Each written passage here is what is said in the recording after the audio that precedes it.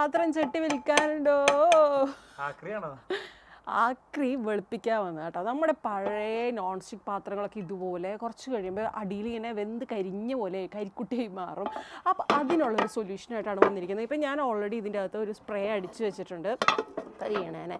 അപ്പോൾ അത് എന്ത് സംഭവം എന്നല്ലേ, ഇതാണ് എൽബോ ഗ്രീസ് എന്ന് പറഞ്ഞിട്ട് 2 പൗണ്ടിൻ്റെ അടുത്തൊക്കെ വരുന്നുള്ളൂ കേട്ടോ. ഈ ഒരു സംഭവം ശരിക്കും നമ്മുടെ ഗ്രില്ല് അതുപോലെ തന്നെ അവനൊക്കെ ക്ലീൻ ചെയ്യാനുള്ളതാണ്. ആ ഒരു സംഭവം ഞാൻ അടിച്ചിട്ട് ഇത് കണ്ടോ, നിങ്ങൾ നോക്കൂ, അതൊരു ഫോം പോലെ കേട്ടോ. അത് കണ്ടോ, ഇപ്പം തന്നെ അത് ക്ലീനായി വരണുണ്ടോ. ഞാൻ അതിൻ്റെ മുകളിലൊരു തിൻ ഫിലിം നമ്മൾ ഇട്ടേക്കുക. ഒന്നും ചെയ്യാണ്ട് തന്നെ ഇതുണ്ടോ, കൈ ടച്ച് ചെയ്തിട്ട് അവർ ഗ്ലൗസ് യൂസ് ചെയ്യാൻ പ്രത്യേകം പറയുന്നുണ്ട്.